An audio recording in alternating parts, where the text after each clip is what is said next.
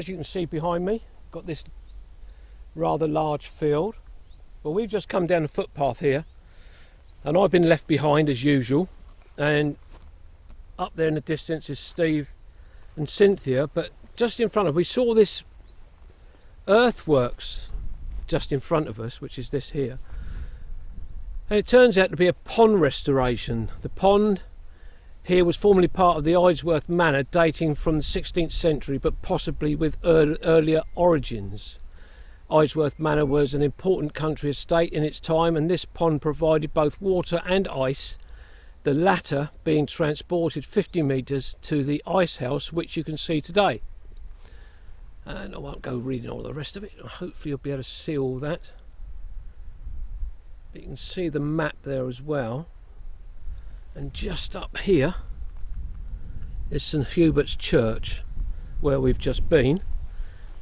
So we've got to go, or say I've got to go this way because I've been left behind walking down through that field, clanking my way through the gate, and we've got another one.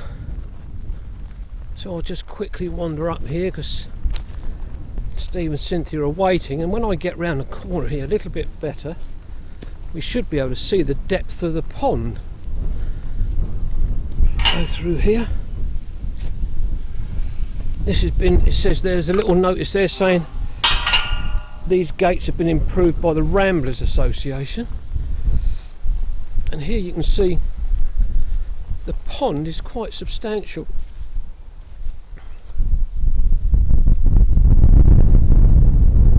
So when that's all restored and we've got lovely wildlife back in there, that'd be wonderful. And I think Cynthia said to me earlier on that this structure that they're standing next to is a well. It's got barbed wire all round it, and as you can see, it's constructed with brick, but we can't get in there. Wouldn't like to get in there because goodness knows how deep that is. Whoops, caught up on a barbed wire. And the walls over there, which Cynthia said earlier on, are the walls to the garden, the walled garden, Cynthia, is that right? It used to belong to the manor house, which Yep. is no longer there. Yeah. But we think stood here somewhere, probably up On the there. plateau, yeah. Moving on from the field, we've now got this woodland to our left, and just back there there's a huge yew tree. Whenever I'm talking about yew trees and I'm saying it's a huge yew tree, I'm going to end up saying huge tree, but it's not a hue, it's a yew. And even more up here, and you've got the typical countryside or woodland with beech trees, and we've got hazel to my right, and a huge beech just in front of me, and we've got this big area that's been, looks as if it's been almost mined out over the sort of generations, but it's lined by yew trees all the way round. And sorry Cynthia, but they've been obviously doing a lot of restoration work and clearing work in this woodland. But we're going to head up this way. But as on our usual walks, there's a couple of buzzards above us calling away. But these yew trees are quite incredible when you look at the shapes of the trunks and the root systems coming off to the left hand side there. Absolutely incredible. So we've got to head up this way, another hill.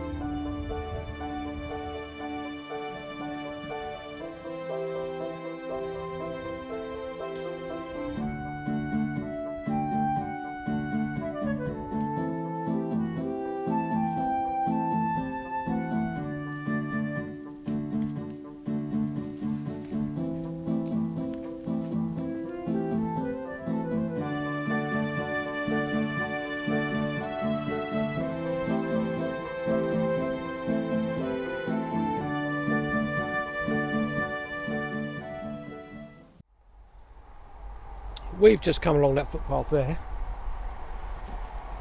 and it's not the correct footpath. There's a field away to my right hand side, which is where we should have gone, Staunton Way. But we decided to go up another track through the woods because it's out of the field, because there's cattle in there.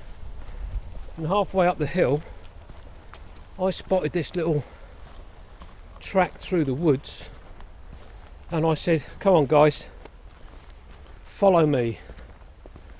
So I'm leading them through this lot because I think it's eventually going to end up where we were heading for, but come out by this yew tree. But there seems to be an issue with people in this area because, oh, that's a handkerchief. But earlier on we saw a pair of knickers in a tree, and not very high off the ground either. Don't know what that's all about, but just look at these piles of wood where they've cleared the hazel and beech and ash trees out, and there's another one here, silver birch, just absolutely masses and masses of it just piled up. And I always get a little bit cross about this. There's no reason why this couldn't have been cut up, bagged up, given to charity, people with fires, or sold for charity. Can you imagine the money they would have made out of these two big piles of wood? And it would have been fantastic.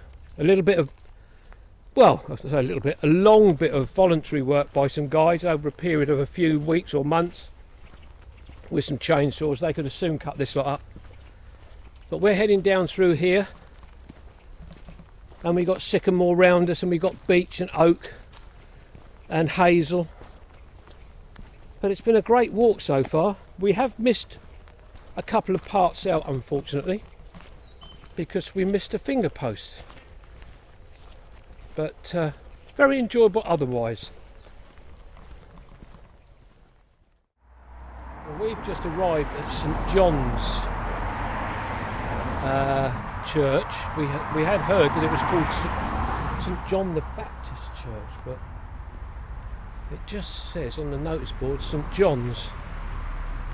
But as you can see, constructed slate roof, flint, stone mullions around all the windows and doors, with these rather unusual buttresses with the pointed tops, and the flints are absolutely razor sharp, and I can't get back very far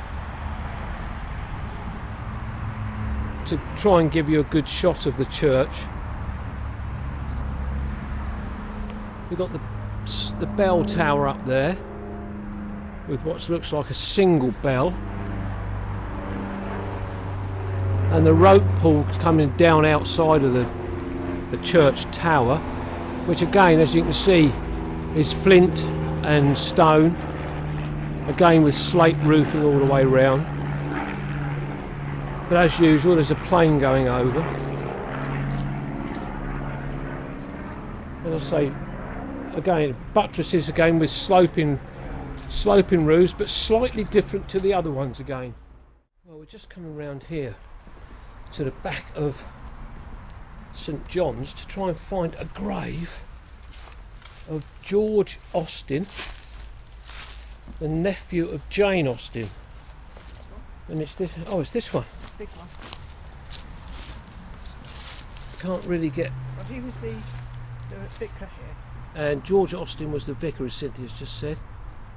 There's lots of information on there, but He died in 1903. 1903. Been lovely if we could have read that and got all that on there, but it's very discoloured. But that's a lovely find. And we've got a rear door there. Back to these buttresses with the pointed roofs, but this is brick and flint all the way up. We've got the little extension on the back there which looks like that might be a boiler room.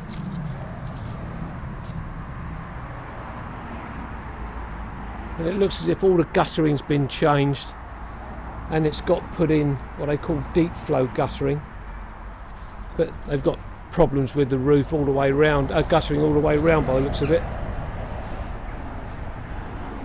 But let me just carry on just round to this bit, and then we're on to the road, or the road end.